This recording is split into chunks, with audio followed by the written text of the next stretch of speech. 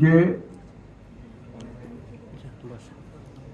এই সরকার আসছেন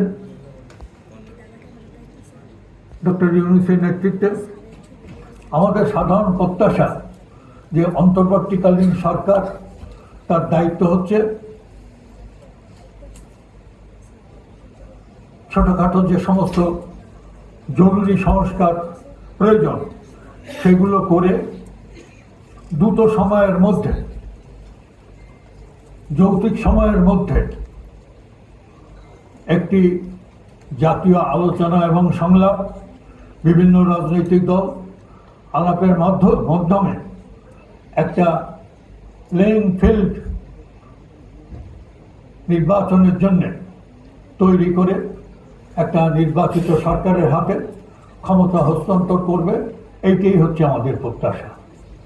অতএব এই অন্তর্বর্তীকালীন সরকারের সময় আমার সংবিধান জাতীয় মৌলিক বিষয় আলাপ আলোচনার সুযোগ আছে বলে মনে হয় না। অতএব আমরা চাইব যে জাতি এবং দেশের প্রয়োজনে একটি নির্বাচিত সরকারের হাতে ক্ষমতা হস্তান্তর হোক, এবং পরিষ্কারভাবে এটা বলা দরকার, বলা উচিত যে এই সংবিধানের মাধ্যমে এবং সংবিধানের বিধিবিধান অনুসারে এই সরকার শপথ গ্রহণ করেছেন, সরকারে আছেন। অতএব যে গাছের ডালে আমি বসে আছি, সেই ডাল কেটে ভূপতিত হওয়ার যে সম্ভাবনা, যে বিপদ, সেই বিপদের আমরা ঝুঁকি গ্রহণ করব কিনা। এত যারা এই সংবিধানের মাধ্যমে, এই সংবিধানের স্বীকার করে যারা শপথ নিয়ে ক্ষমতায় আসছেন, সেখানে আজকে ক্ষমতা সংবিধান ছুঁড়ে ফেলে দেওয়ার কথা আসতেছে। কোনো কোনায় দেখছি জাতীয় পতাকা বদলের প্রশ্ন আসতেছে। কোনো মহল থেকে শুনি যে জাতীয় সঙ্গীত এটা পরিবর্তন করতে হবে। হ্যাঁ, কিন্তু সংবিধান বাতিলের কোনো সুযোগ নেই। এটা অ্যামেন্ডমেন্ট হতে পারে। তার কারণ যতগুলো সরকার আসছে তারা তাদের প্রয়োজনে অপ্রয়োজনীয় কিছু সংযোজন, বিয়োজন এটা তারা করেছে। অতএব এই অনাকাঙ্ক্ষিত যে সংযোজন, বিয়োজন, এটা পরিত্যাগ করে বাদ দিয়ে মূল যে সংবিধান, সেই সংবিধানে যদি প্রয়োজনে কোনো অ্যামেন্ডমেন্ট দরকার হয় সেটা পার্লামেন্ট করবে।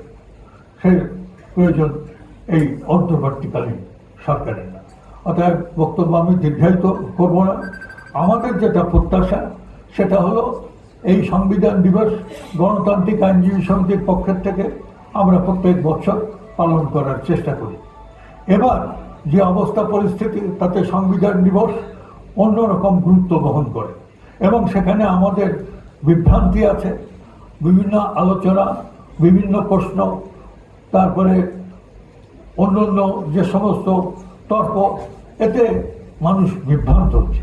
অতএব সেই বিভ্রান্তির থেকে মুক্তি পাওয়ার জন্য আজকে এই আলোচনা সভায় আমরা এখানে আমার শ্রদ্ধেয় শিক্ষক ডক্টর কামাল হোসেন আছেন, যার হাতে সংবিধান তৈরি হয়েছে, প্রণীত হয়েছে। তিনি ভালো বলতে পারবেন যে সংবিধান তিনি তার হাত থেকে যেটা আসছিল সময়ের পরিবর্তনে, সেখানে যদি কোনো প্রয়োজন থাকে অবশ্যই তিনি সে কথা বলবেন। আচ্ছা, সংবিধান বিশেষজ্ঞ স্বাধীন মালিক সাহেব এখানে আছেন। শ্রদ্ধেয় শিক্ষক ঐতিহাসিক আনোয়ার হোসেন সাহেব আছেন, আমাদের সুপ্রিম কোর্ট বারের সভাপতি, বিএনপির বিশিষ্ট নেতা। অতএব সেইখানে বিএনপির থেকে আজকে যে কথাটা আসছে আমি মনে করি প্রাসঙ্গিক। তার কারণ এই সাময়িক প্রয়োজনে যে যে সংস্কার সেইটা করে দ্রুত নির্বাচনের মাধ্যমে সরকার তৈরি করা এবং সেই সরকারে যা যা প্রয়োজন সেটা তারাই সমাধান করবেন, তারাই সংস্কার করবেন, এই প্রত্যাশা রেখে আমার বক্তব্য এখানে শেষ করছি। ধন্যবাদ।